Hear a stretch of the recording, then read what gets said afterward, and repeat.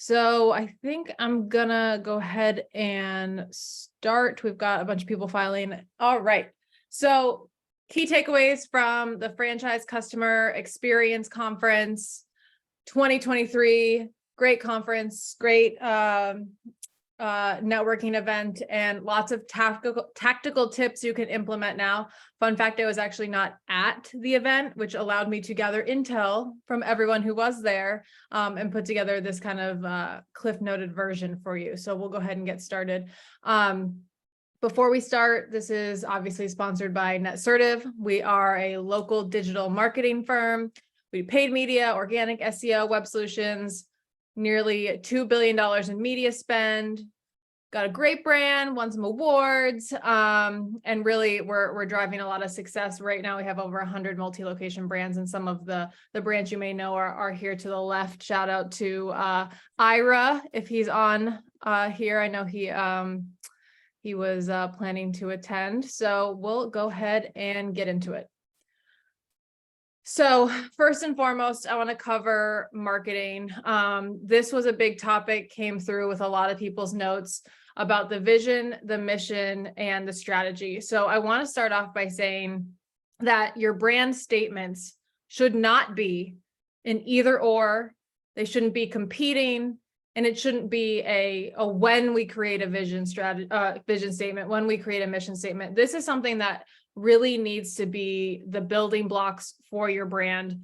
Granted, I understand that sometimes these are non, I guess, deliverables in terms of leads or necessarily like something that may be low-hanging fruit. But again, it's really what you're going to base your brand and your operations off of. So while you are probably still building the airplane as it's flying, these are some things that statements that you really want to take the time and get locked in, so that way you can refer back to them when you're making decisions, which goes to my last point of whether it's your core values, your brands, your rebrands, your cultures, your operations, it should all report back to these statements. So maybe you guys are having, a argument in the C-suite about, which way we should pull the lever in terms of operations. Maybe you're not sure if your brand or your rebrand is something that you guys want to execute on.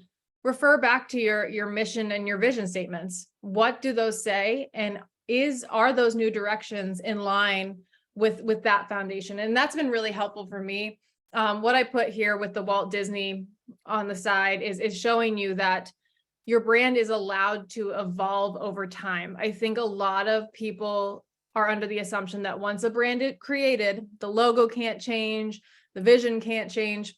I'm pretty sure when Walt Disney started, they did not, have the vision of being, one of the most streamed platforms, in the world, but here they are. So to that point, your strategy in terms of how you're executing, your vision of where the company is going to go, they can change over time, but your mission statement should be the one that always stays the same. And that mission is not necessarily, we're going to provide the best oil changes in the world forever. That's more of a vision. That might be something that you aspire to do, but a mission for that could be, our mission is to help customers have smoothly running vehicles for their safety and quality of life. So just kind of little tactical differences there to help when you're starting to frame and put these pieces together. And I also recommend that whatever these statements are, have them visible, have them referred to. A lot of the times we make these and then they go into the back office or they're attacked. They just never come up again, kind of like those, make these huge brand books and then no franchisee ever reads them.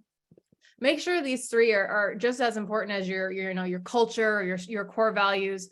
Because again, if you can refer everything back to these three, it's going to make simplifying, it's going to make decision-making a lot simpler and streamlined across your network.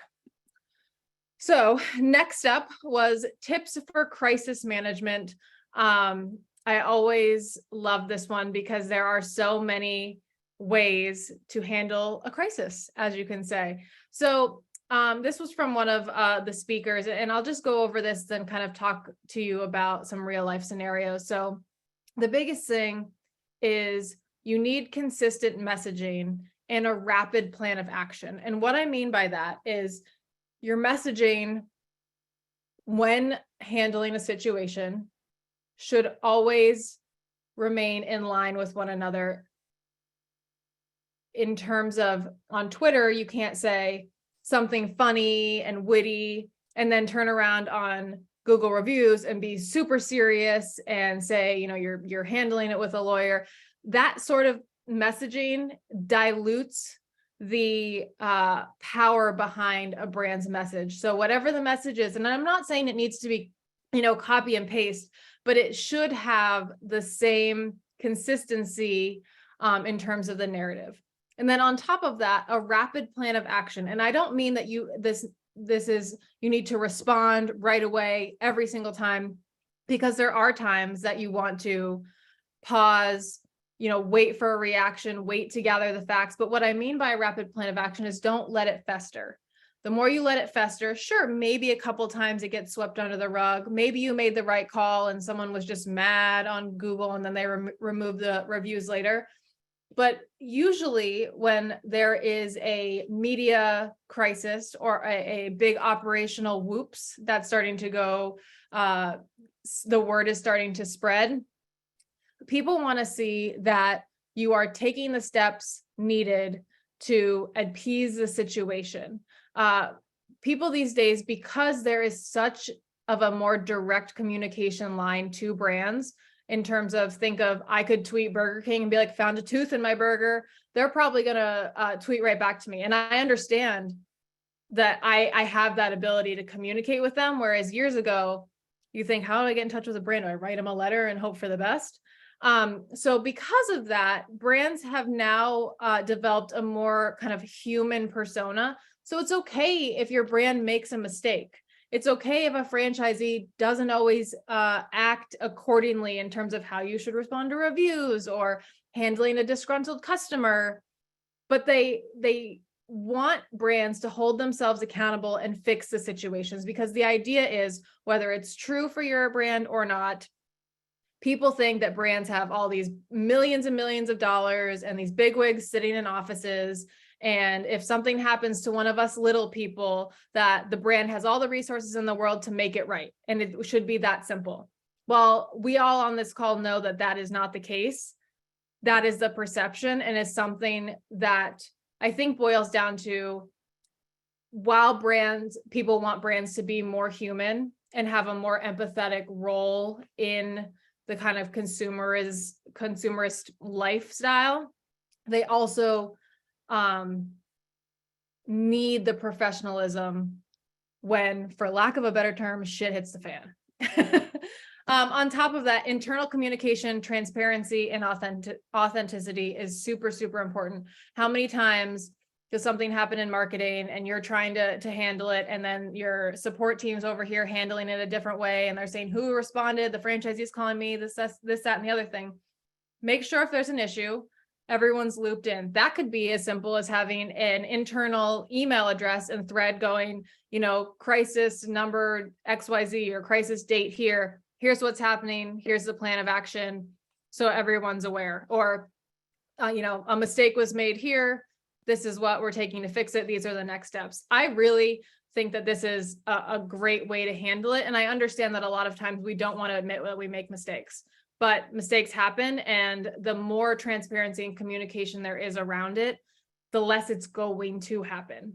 And the same thing is be authentic. Don't say you're going to do something and then not do it. That's another, big no-no for brands. And then on top of that is having those strict and concise procedures and protocols and rules for who handles them.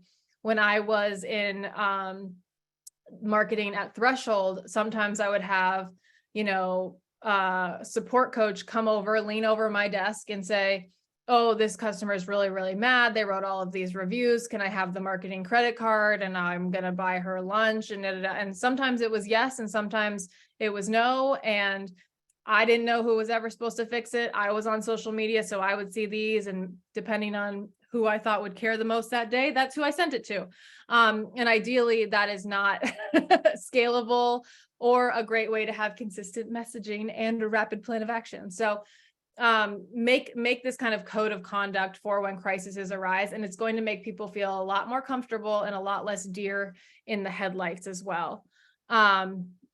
So on top of that, you want to establish a baseline level of public engagement. And what I mean by that is, are you going to respond to every single tweet, or are you going to respond to none?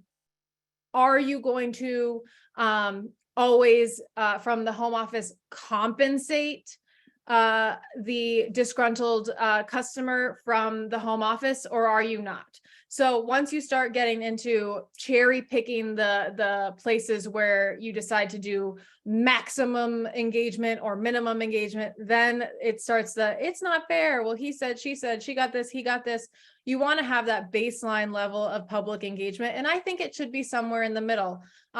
Maybe we aim to respond to a certain number of tweets every month, and I'm saying tweets like people still really use Twitter. They don't really don't, but or TikTok comments or what it is. We aim to respond to every Google review, or have our franchisees respond to every Google review.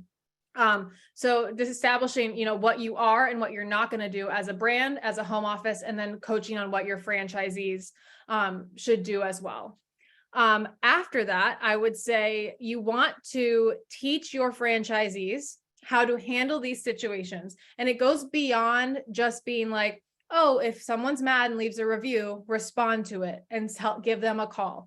It really needs to go through handling the emotions of it. What is a level red crisis? What is a level yellow? And what is I don't want to say green, because green means go, but like a brown, I don't know, but something along that lines. And you can say, when it gets to yellow, maybe then you contact your support staff. It's a red, you walked in on a murder scene, then you're going straight to the home office. So something in terms of where they can follow, where they fall on this gauge of crisis management, so that, again, it helps with your procedures, helps with your messaging, and then things don't go and spiral out of control.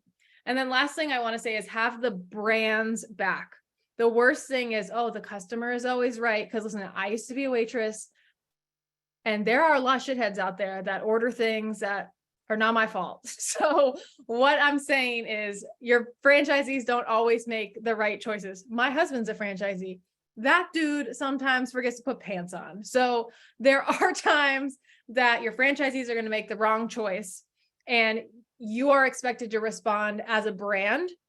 So respond with what's going to be best for your mission and your vision. And what I say, for example, there was a celebrity who walked into a Sephora who has a line with Sephora, but isn't the typical, glammed out celebrity. And one of the employees kicked her out because she thought she was shoplifting, just by, kind of the stereotypical looks, behavior, whatever. And then it got tweeted out that they were, gender bias, racial bias, they're terrible, they don't support their communities, how did you do this? And instead of saying, our franchisee made the right call because they wanted to protect, their brand, they said, we made a mistake. We're going to go and talk to that location. We'll have, some better training around what to handle in these situations. So that's a good example of, you can support your brand and support your franchisee while also admitting there are going to be some flaws in the system. Again, humanity and professionalism. This right here with KFC was a great way to address a situation a couple of years back that KFC, there was a chicken shortage and they had to close down, I think it was 600 UK stores. And instead of just being like, oh, it is what it is, we're quiet, they decided their messaging was going to be a little funny, admit to their faults, and then have a multi-pronged approach to it. They're going to do some digital ads, they're going to put it in the papers, and then they're going to make a commercial. So depending on your level of oh shitness, there are different marketing roles that you can, and PR roles that you can take to, fix the situation. Again, if you want to think back into a couple years ago or whatever, think of the Exxon Mobil spill. They did not have a good PR crisis team. Equifax, or right now, Bud Light. I'm not saying what Bud Light did by having a transgender spokesperson is wrong. I don't care what way you fall on the spectrum, but was wrong was their crisis management response did not fall. So while they did respond, while they thought they did a good job, sales are continuing to drop. They fell second to Modelo, which is the first time in 20 years they haven't been number one. So again, you can also respond and then listen and realize we have to do more, we have to do less, let's alter. That's the thing with emotions and crisis. It's not linear. So just kind of remember that. Next, technology. Okay, this was all around AI. Well, I don't say all, but mostly. When it comes to AI, it's very similar to kind of that social media last like 10 years ago. I love it, I hate it. I don't care if you love it or you hate it, but it's here.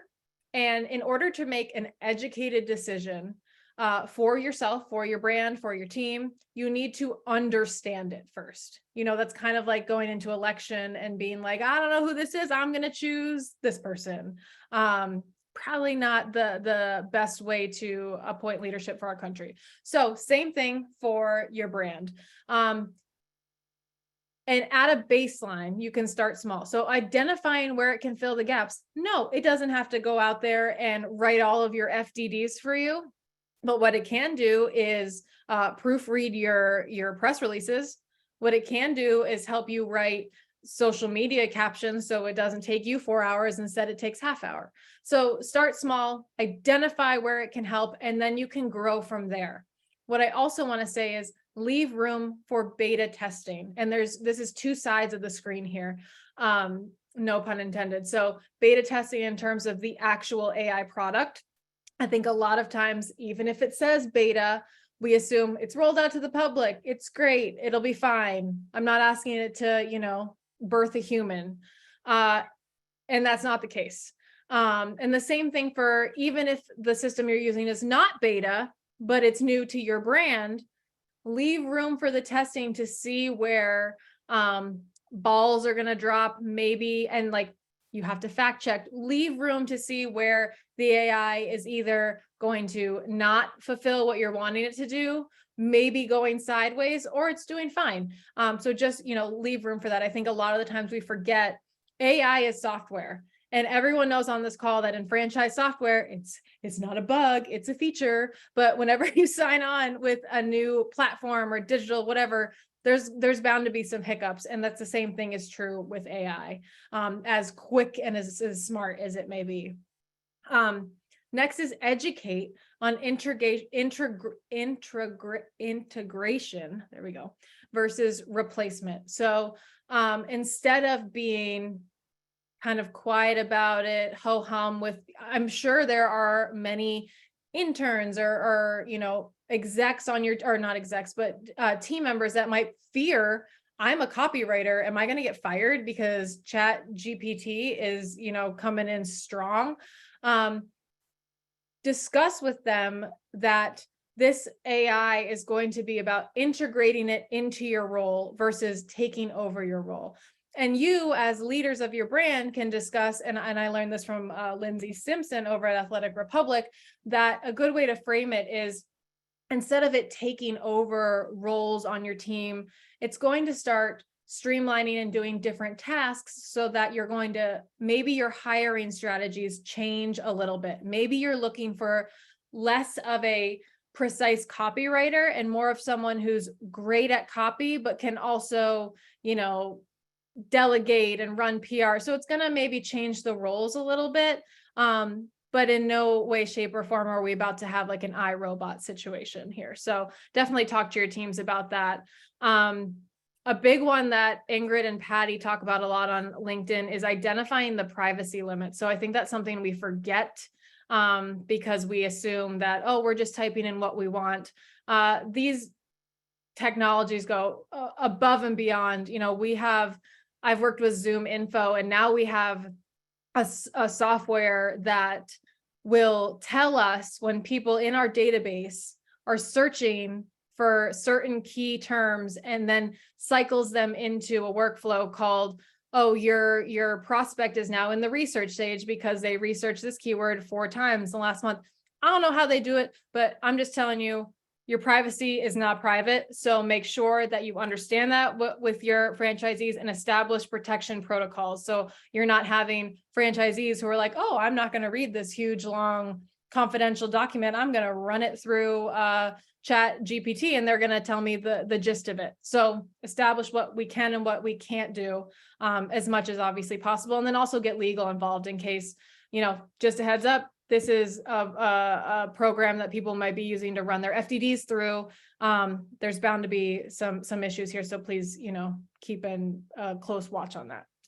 And lastly, understanding the trend cycles and exploring. So what I say a lot to people who are maybe not as confident in their writing or, well, it's fine because AI is just going to write it and soon we're all going to have the same voice and it won't even matter. Well, what I believe to be true is that once AI is the norm and copy is perfect and the words are punctual and or whatever the word is, everything just packaged with a nice bow, people are going to start to crave the more human voice. So a good metaphor for that is, you get that perfect package from Amazon or Nordstrom with the perfect tied bow. And that's great. And if you never get that and you get that now, it's kind of a nice breath of fresh air. But eventually they're going to start missing the, oh, dad wrapped the Christmas present, in the middle of the night, kind of thrown all together. So I think it's going to cycle back on itself, just as you see in fashion, where a lot of trends are coming back, and they're going to want the more human voice. So a good way to alleviate falling one way or the other on the trend is just to kind of balance it as much as possible. Be human, use your AI. Again, whatever's best for your brand. But remember, at the end of the day, as great as robots are, we're selling to people, and people want to do business with people and good people at that. I literally have 8 minutes. I'm going. It's always so weird to be on these webinars when there's no panelists because I'm just talking to myself and I can't see any of you. So ping me if it's getting weird. Next up, operations, wrapping operations around a successful culture. So what I mean by that is in order for your operations to be streamlined, and in order for, and in streamline, I mean, it's start to finish, customers are happy, and then it, franchisees are happy, and then Fran Dev is happy, and it all goes round and round and round. You have to make sure that you're prioritizing what makes the culture work, what makes the success happen. So first and foremost is prioritizing your efforts in line with your investment strategy.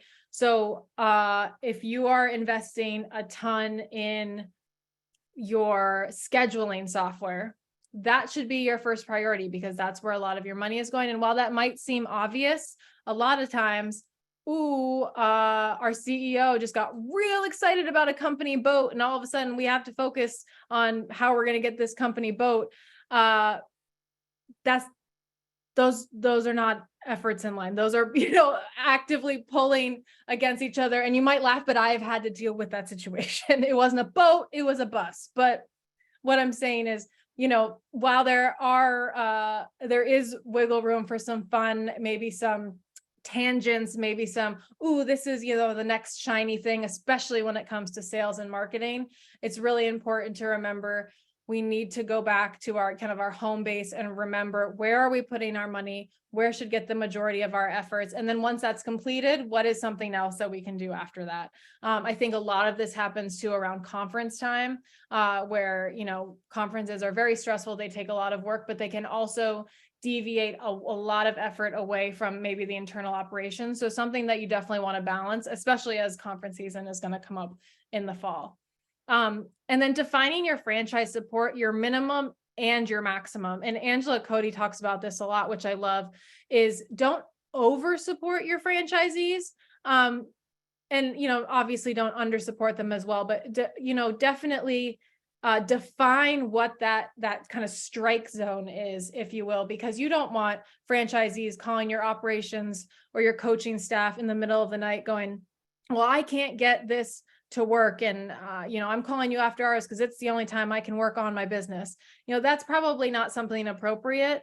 But a situation where, yes, of course you want to help them with that situation. But what are the guidelines for that? Because I also have seen it go, vastly one way or the other. And well, it's probably harder to do a balance. That's where you want to fall. And it's much easier for your teams if you as leadership define that, at first.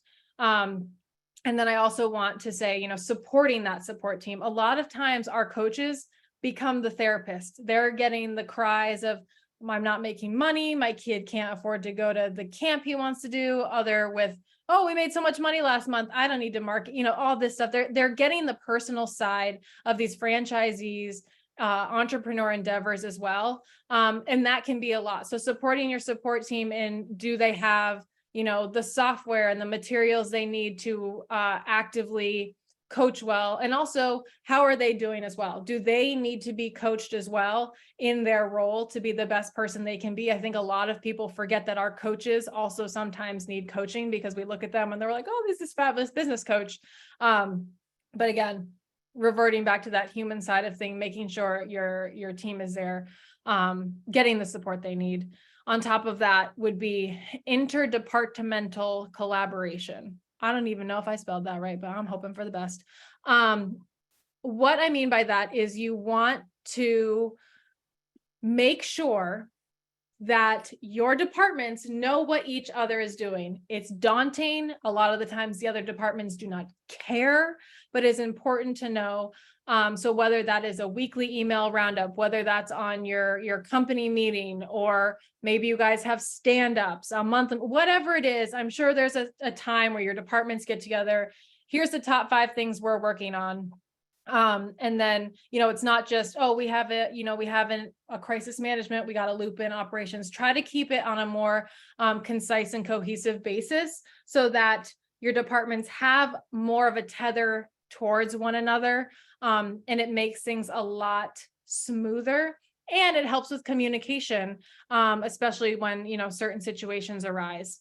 And to finish that, identifying the bottlenecks and building trust to remove them. So a lot of times with interdepartmental collaboration or whatever, there tends to be bottlenecks, whether that's the CEO who needs to approve every press release, or that is, Candace over there doesn't want Chuck talking to her, assistants, whatever it is, there is going to be bottlenecks. And I think a lot of the times people say, identify the bottlenecks and then take them off. Well, okay, the problem with the bottleneck is that it's a bottleneck because there's no trust. There's a reason someone's not letting the open communication flow through. So outside of just identifying what that bottleneck is, identify why it's there, who it's with, and then working with the trust to remove them. Maybe the CEO wants to approve every press release because there was a huge flub in a client name 3 years ago, or he's worried that the investors are not going to like the tone of the press release. There's a reason for it, because I guarantee you a CEO has better things to do than proof that. So work with them to decide, what are some operational standards we can put in place so that we can build your trust, ease this burden, and also it makes it more streamlined for us. So that's a really important thing that I really want to bring home, is that a bottleneck is because of lack of trust. That doesn't mean your brand is bad. That doesn't mean your teams are bad. It just means there is something that someone's not comfortable with and is afraid is going to harm the brand. So instead of punishing that or being like, oh, you're a bottleneck on this situation, it should be more of applauded and, hey, we're going to give you what you need so that you don't have to worry about this anymore. Okay, I have 1 minute, but okay, good. My last slide. Okay, and then the speakers, advice from our keynote speakers, Sean, who was talking about disruption, ask the bold questions, disagree when appropriate. Shout out to Marcy. She at the late last night sent me her top quotes from him. And this was one of them. And it boils down to innovation doesn't come from what did we do last year? It doesn't. It's easier. And maybe it worked last year, but that doesn't mean that you always just do it or you don't ask the question. Tim, who was with crisis management, own your narrative, understand the threats to your brand's reputation. What are the worst things people can say about you, and prep for how to handle that when they are said. That sort of situation. Remember, most hated companies have self-inflicted wounds. And then J, responsiveness creates revenue and boosts retention. Don't assume that competency creates conversation. Give them a story to tell. People expect you to give them 100, 120% service product every single time. So how do you differentiate from that? Because it's no longer good enough to be great. It has to be better. And he also said, there was a slide that said, 50%, or I think it's in the background, half of all customers will pay regardless of price to the first person to respond. So just another example of, making sure your response time is limited in crisis and employee recruitment, in your internals, whatever it may be. So just, something to keep in mind and work on as well. Lastly, connect with me. I'm on LinkedIn all the time. Yes, I work with Netsertive, but I love talking shop. I'm a franchisee, farmersor, clearly all across the board in franchising. So connect with me, listen to our podcast on the art of franchise marketing. A lot of your peers are on there. And we're going to continue to roll. 1 minute over. Not bad. All right. If you guys have any questions, feel free to email me. And I will let you get back to the rest of your day.